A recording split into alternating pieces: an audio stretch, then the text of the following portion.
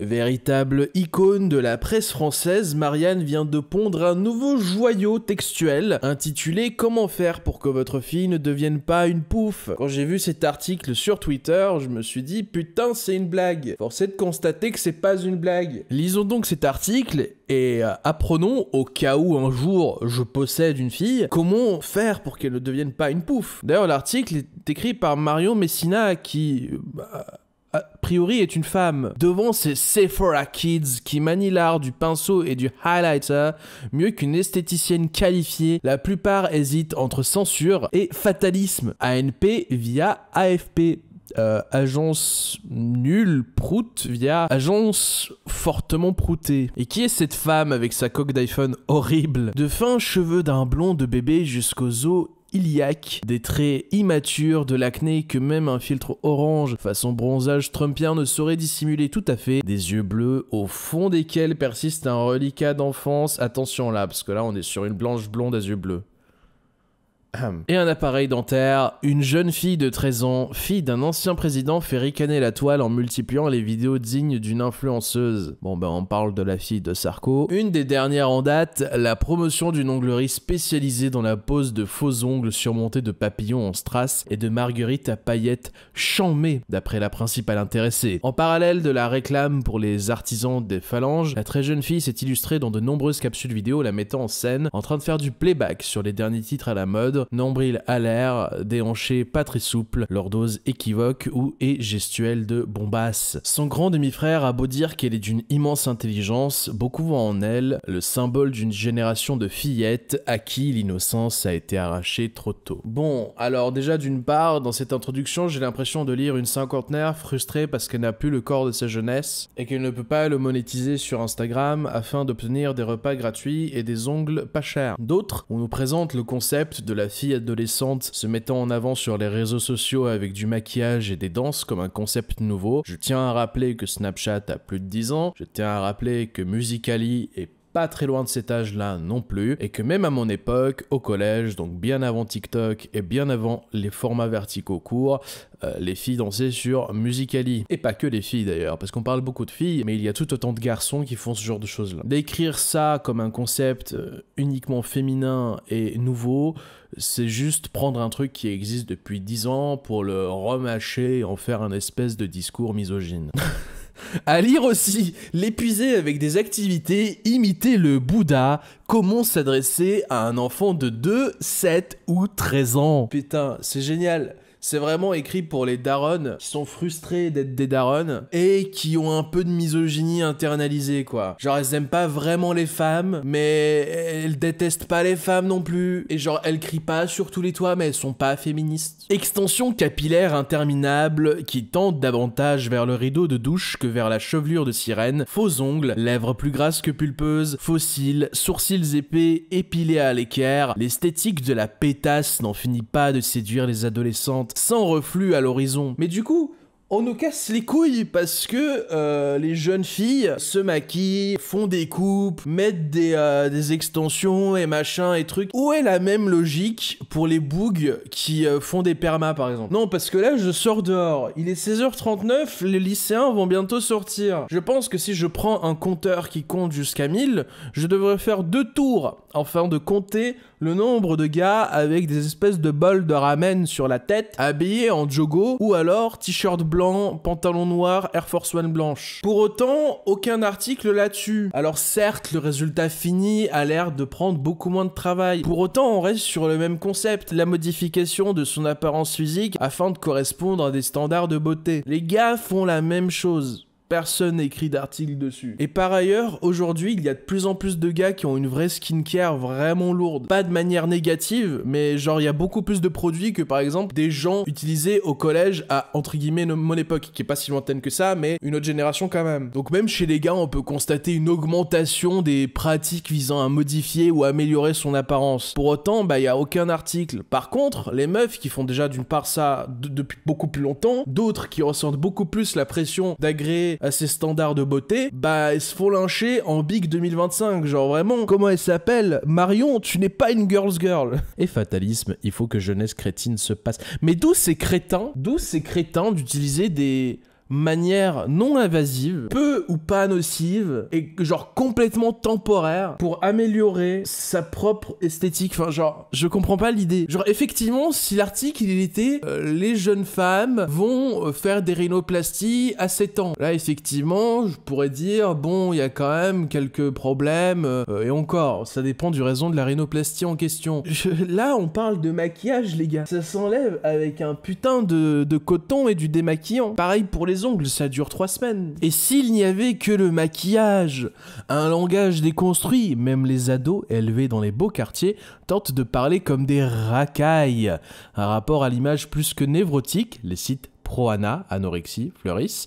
L'attrait pour l'argent facile, la fascination pour les influenceuses établies à Dubaï, toutes les références des jeunes filles et de la génération alpha, celle qui a connu le smartphone au berceau, tournent autour de la sexualisation. Elles n'ont pas 15 ans mais rêvent d'une meilleure version d'elles-mêmes à base d'injections d'acide et connaissent déjà les devis pour la rhinoplastie et l'augmentation mammaire. Leur homme idéal est millionnaire, autant dire que la motivation pour le prochain devoir surveiller est raplapla quand elles entendent parler de Lil Tay, cette influenceuse canadienne qui a récolté plus de 1 million de dollars dans les 3 heures qui ont suivi la création de son compte OnlyFans. Mais c'est une dinguerie parce que l'article, il est là pour enculer l'image des jeunes femmes qui se maquillent, qui font des extensions à leurs cheveux, qui se font poser des ongles, et dans le même temps, il est complètement conscient que ces jeunes femmes, elles ont aujourd'hui énormément de complexes, notamment vis-à-vis de la hyper médiatisation d'un standard de beauté parfait via les réseaux sociaux, et notamment ces fameuses influenceuses. Mais plutôt que de dire si la faible couche de mascara permet d'aller mieux, slay, il est là pour enculer la...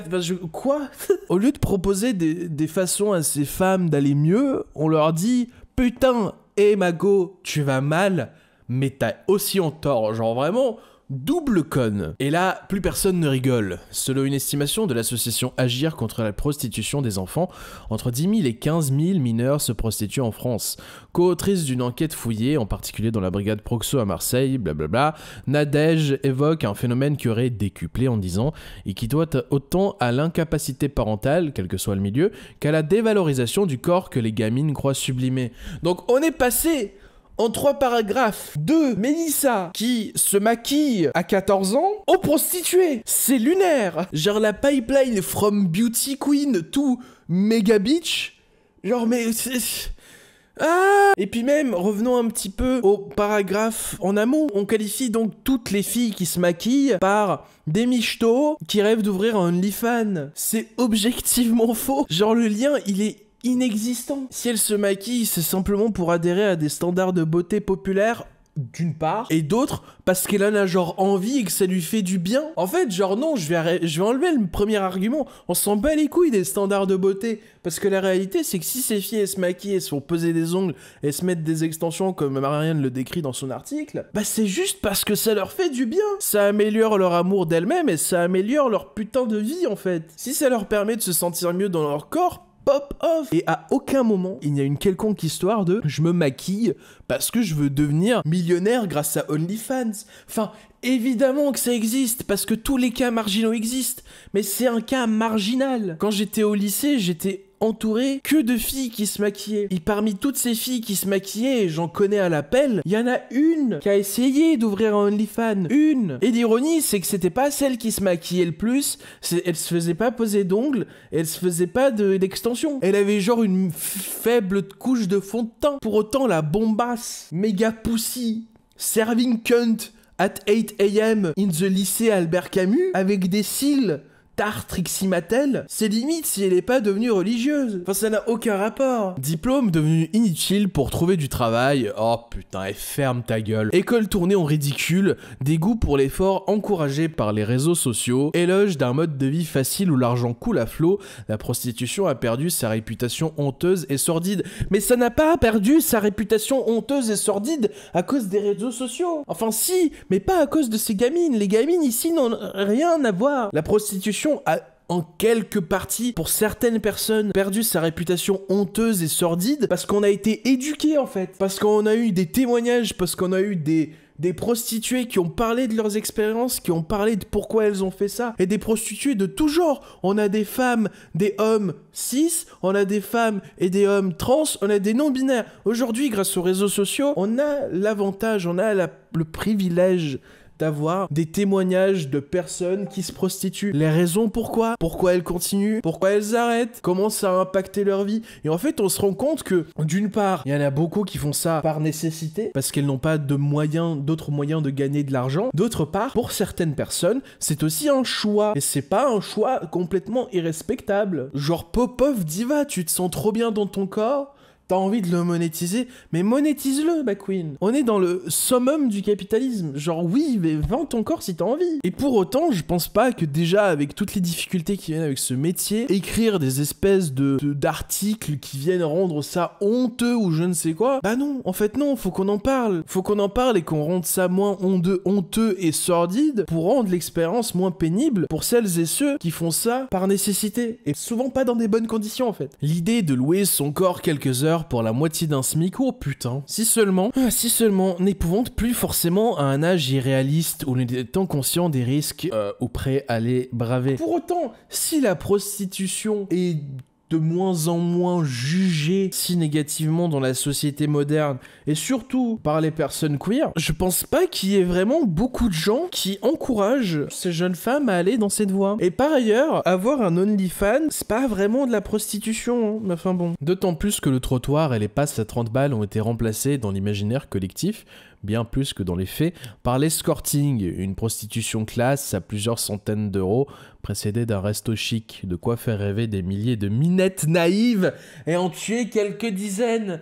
Mais mon Dieu. Je pense que Madame Marion Messina, est-ce qu'on a un profil sur elle faux départ, elle a écrit ça, Marion Messina. Banliardeuse sans accent, ni pyromane, ni victime, élevée par des ouvriers bibliophiles et fins gourmets, Marion Messina est prédestinée à ne satisfaire aucun cliché. Persuadée qu'une carrière de diplomate l'attend, elle rêve d'Oxford depuis son lycée technique de zone sensible. Durant ses après-midi à feuilleter des catalogues de voyagiste entre deux cours de « je ne vais pas lire ce mot ». Là, ni l'ONU, ni les théâtres de Mardas ne se décident à exploiter son talent. Elle devient pigiste, étudiant en sciences politiques, et finit par valider un BTS agricole. Ouais, salut, c'est Greg. Je suis en train de faire le cut là de la vidéo et je ne m'étais pas rendu compte d'un truc par rapport à sa bio. Merde, mauvais navigateur. En gros, dans sa propre biographie qui, j'imagine, a été écrite par elle-même, on ressent encore de la frustration. C'est-à-dire que d'une part, elle parle du fait qu'elle est v'là différente des autres gens dans son entourage et dans le milieu social dans lequel elle a grandi. Elle parle du fait qu'elle était prédestinée à satisfaire aucun cliché, qu'elle allait devenir diplomate et qu'en fait, elle allait aller faire Oxford. Mais en fait, c'est les autres qui ont pas vu son talent. Et du coup, elle était obligée, à cause de la société, de devenir une simple pigiste avec un BTS agricole. En fait, même dans sa propre description d'elle-même, elle est frustrée. Ce qui me fait me dire qu'en fait, cette pauvre femme, elle n'est qu'une espèce de boule de frustration constante, issue des échecs personnels de sa vie, échecs qu'elle projette sur les autres, en fait. Si elle a raté sa carrière de diplomate, c'est parce que les autres ont pas vu son talent et à cause des autres femmes qui se maquillent trop, qui ont plus besoin de diplôme pour faire des carrières. Diplôme devenu inutile pour trouver du travail et école tournée en ridicule. Mais c'est la faute des autres, c'est la faute des réseaux sociaux, c'est la faute des influenceuses, c'est la faute des jeunes filles et jeunes femmes qui se maquillent et qui font pencher l'image de la femme en tant que groupe social vers quelque chose qui est lié à la prostitution et à la facilité, à l'argent facile, michto, etc.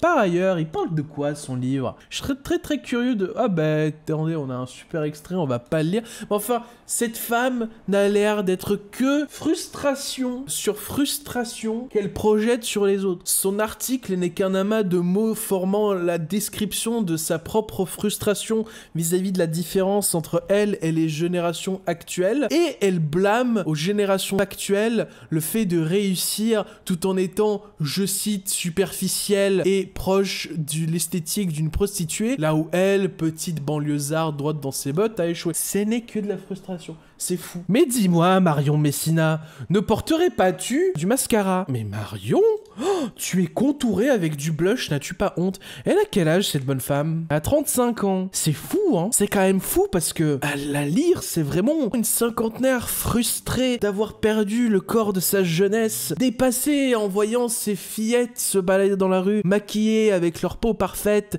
et aucun signe du temps qui passe ni sur leurs cuisses ni sur leur ventre. Et on dirait vraiment qu'elle a une haine intérieure et que tout de suite, vu qu'elle ne possèdent pas ces imperfections, elles sont automatiquement des prostituées qui ne rêvent que de restos chics à des milliers d'euros et des minettes naïves. Ah, c'est insupportable. Car la loi du genre reste implacable. Si de nombreux jeunes sur le marché de la prostitution augmentent, les prix baissent et l'escorting de rêve se transforme souvent à coups de claques ou de nez enfoncé en prestations low cost et en ubérisation pour celles qui s'étaient lancées dans le business des fantasmes plein la tête. L'ironie de l'histoire, c'est que l'âge de la première fois pour les filles ne fait que reculer. S'il a longtemps été autour de 17 ans, il est désormais fixé à 18,2 ans en moyenne. L'âge de la première fois, l'histoire d'être puceau, pas puceau, machin. On n'est pas en 1715. Je ne suis pas en train d'acheter une femme dans un marché pour produire un enfant avec cette femme que je connais à peine. Je pense que la société en tant que telle devrait arrêter de porter tant d'importance à cette fameuse première fois. On n'est pas sur la place de marché en train de se vendre. Oui, jeune homme, vierge, pour femme libérée, j'en sais rien.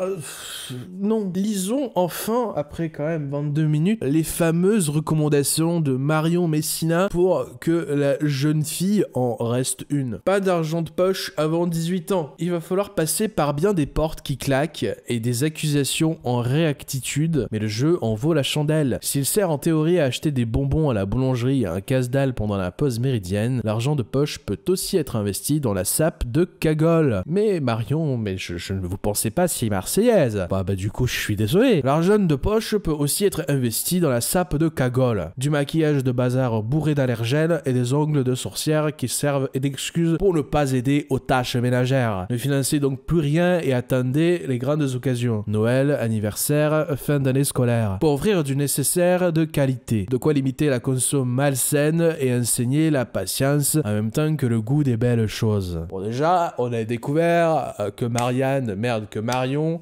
est du Sud. Madame est du Sud. Bon, pourquoi pas. Or, c'est encore Greg. Son espèce d'argument là pour dire les femmes, les jeunes filles, c'est trop des cagoles.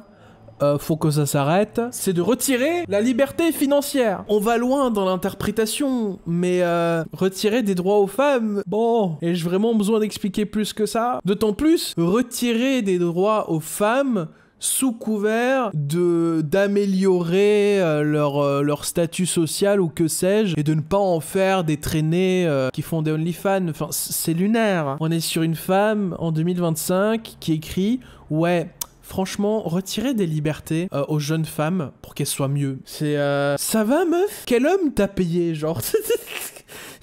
Qui t'a fait tant de mal? Dosez vos compliments, oh putain. Bien sûr, c'est votre fille et c'est forcément la plus jolie. Mais est-il nécessaire de le lui dire à la longueur de journée? Combien de fillettes se comportent en princesse, c'est-à-dire en enfant roi qui minaude et qui exige, parce qu'on les traite comme telles? Bien sûr, quelques flatteries sont nécessaires de ci, de là, pour encourager sa self-esteem et la construction de sa féminité. Mais point trop n'en faut. En revanche, inutile de tenter de faire dégonfler ce melon en la cassant, c'est contre-productif. Mais c'est lunaire! On est dans un article qui concrètement nous explique que les jeunes filles sont des prostituées car elles se maquillent trop et ont des trop longs ongles car leurs parents leur ont fait trop de compliments. C'est quand même lunaire. Faut savoir que c'est un article abonné. Marianne demande de l'argent pour ceci. Je vous rassure, j'ai pas payé. Valorisez ses performances intellectuelles. Ne ménagez pas votre enthousiasme à chaque bonne note. Discutez avec elle du devoir de français, non pas en faisant le malin en l'écrabouillant, mais en l'aidant à s'exprimer, à développer. Orientez-la vers des lectures intéressantes, rendez-la cinéphile. Si elle cale en littérature mais qu'elle est rusée, mettez-la aux échecs. Développez son humour et son esprit critique. Enseignez-lui l'art délicat de la joute verbale à table lorsque son grand frère la vanne et qu'elle réagit en victime en pleurant ou en envoyant bouler son assiette. Ça, je suis pas d'accord. Pour autant, a bad bitch can be a smart bitch, donc je vois pas trop le rapport. Genre, elle peut se serve cunt tout en étant une putain de crack en littérature, tu vois, genre, y a pas trop de rapport. Encore une fois, on est en train de débiliser les femmes qui sont maquillées avec des cheveux, les autres sont chauves apparemment. Genre non, c'est pas parce que tu te maquilles et que t'as des extensions et des ongles que t'es conne, enfin ça n'a aucun ça n'a pas le moindre rapport en fait. Genre ces mêmes femmes maquillées et connes restent connes quand elles sont démaquillées en fait. Enfin, y a pas de... Puis elles se maquillent pas parce qu'elles sont connes. Tu vois le maquillage comme un masque de sa connerie parce que tu la trouves attirante physiquement, mais sa connerie te dégoûte. Mais enfin, c'est pas elle le problème, c'est toi du coup. Offrez-lui des modèles structurants. Au lieu de tirer à boulet rouge sur Zaya avec vos gros sabots, t'es jalouse, hein. J'ai pas la ref. Dirigez en finesse son besoin d'admiration et d'identification vers des femmes remarquables. Fantez les grandes figures de l'histoire. Christine de Pisan, Jeanne d'Arc, Vigée Lebrun, Marie Curie, George Sand. Putain, il manque juste Joseph Staline. Plutôt que de simples beautés éphémères du cinéma. Onicée, la victimologie des loseuses et des faibles femmes. Mais enfin, oh mon dieu, mon dieu, mon dieu, mon dieu, mon dieu. Ouais non, moi j'admire pas Poupette Kenza. Ma cam, c'est vraiment Vigée Lebrun en fait. Branchez-vous Vigée Lebrun. Qui est Vigée Lebrun? Fervente royaliste. Allez. Très bonne journée à vous. Moi, j'idolâtre pas l'influenceuse à Dubaï. Moi, j'idolâtre la femme qui est morte il y a plusieurs centaines d'années. Et genre, elle kiffait les rois, genre, c'était son bail. Les rois... Mama. Vraiment, son truc dans la vie, c'était la société patriarcale. Interdisez le smartphone. Bon, bah, déjà, si on n'était pas sûr du public visé par cet article, soit la cinquantenaire frustrée que Marion Messina incarne lors de l'écriture de cet article, bah maintenant on en est sûr, en fait. Un alcoolique repenti s'interdit la moindre goutte d'alcool. Une accro à Instagram doit ainsi être sevrée, sans demi-mesure. Alors, l'une des choses, dans certaines thérapies contre l'alcoolisme, est, entre autres, de comprendre pourquoi l'on boit. Et effectivement, si la finalité d'un alcoolique repenti, c'est de s'interdire la moindre goutte d'alcool, bah en réalité, c'est pas tant une interdiction, c'est que... il sent qu'il n'en a plus besoin, parce qu'il a compris pourquoi il buvait. Alors c'est absolument pas une science globale, et c'est quelque chose qui varie d'individu en individu. Pour autant, on peut dire un peu la même chose d'Instagram, et de TikTok pour aller jusque-là. On nous rabâche avec les interdictions de TikTok et d'Instagram et des réseaux sociaux pour les adolescents. Ça devrait être interdit, mon dieu. Mais est-ce qu'on a pris le temps de comprendre pourquoi les jeunes passent autant de temps sur les réseaux sociaux? Spoiler, ça a un rapport avec la crise de la santé mentale chez les jeunes. Et on va pas en parler maintenant, mais je vous recommande fort de vous y intéresser, c'est une petite idée quoi. Si la charmante jeune fille à qui vous aviez offert un smartphone pour avertir en cas de pépin à la sortie des classes commence à muter en affreuse poufiasse, il est temps de retirer l'objet du désir et de revenir au vieux Nokia 3310. Fort heureusement, la déconnexion est à la mode et de plus en plus de jeunes troquent leur super téléphone connecté contre un vieux modèle sans internet déniché sur eBay ou Le Bon Coin. Alors ça, c'est une minorité, je pense. Ensuite, effectivement, de plus en plus de jeunes comprennent qu'ils ont un problème avec les réseaux sociaux, sont allés chercher pourquoi ils avaient ce problème, se sont rendus compte dans beaucoup de cas que c'était à cause de leur santé mentale pourrie et ont décidé de la rendre meilleure. Pour autant, aucun de ces jeunes ne s'est interdit les réseaux sociaux. Il a simplement ménagé sa consommation et je pense pas que c'est quelque chose qui peut être faisable avec des interdictions. Comme pour l'alcoolisme qui est ici évoqué comme une sorte d'exemple ou de métaphore pour l'addiction aux réseaux sociaux, aucun alcoolique n'a arrêté de boire parce qu'on lui a dit arrête. Contre le chantage au suicide et les je te déteste mélodramatiques portés par des hormones en furie, un nez dégoulinant évoquait l'argument écolo comme au point 1. Ah ouais, donc on essaie de faire passer cette espèce d'idée de méga droite de tradwife bien nature peinture comme un espèce de truc écolo. Eh ben bordel, on n'est pas sorti de l'auberge. Développer sa parano, mais enfin c'est pas possible. Montrez-lui des films d'horreur. À l'âge de 3 ans, moi ma fille, je lui montre pas des dessins animés. Franchement, Shining, The Human Centipede, il y a un truc. C'est pas possible. Apprenez-lui à repérer les chelous dans la rue. Alors ça par contre c'est pas complètement con et mettez-la aux arts martiaux, c'est pas complètement con non plus, mais enfin c'est fait pour les mauvaises raisons. Au moins ça a pas trop de mauvais impact si ce n'est pour la partie traumatisée là, mais enfin ça n'a aucun quoi. Mais en plus c'est insane, c'est écrit en 3 phrases. Briser sa psyché, retourner son cerveau et apprenez-lui la défense. Genre faites-en votre meilleur guerrier nazi. C'est quoi cette histoire? N'exhibez pas votre propre sexualité. Arrêtez de faire le beau ou de porter des mini-jupes après 40 ans. N'instaurez pas, inconsciemment ou pas, une compétition à la séduction intergénérationnelle qui castre les jeunes pousses ou les incite à la surenchère. Assumez votre âge et ses valeurs désirables. Expérience, contrôle, sagesse sont bâtis. Et oui, cet article il est quand même vraiment particulier on est passé de la fille de Sarkozy qui fait des TikTok avec des faux cheveux, du maquillage puis des ongles, qui est présentée, et je cite, comme une bombasse qui en fait est un modèle pour les jeunes filles qui font comme elle. En fait, ces jeunes filles, elles se maquillent parce qu'elles ont vu des influenceuses sur TikTok et du coup elles ont envie de se prostituer et vendre leur corps sur OnlyFans. Mais en fait, elles ont pas envie de devenir des prostituées, parce que si on parle des prostituées, faut parler des raisons de pourquoi elles sont devenues prostituées.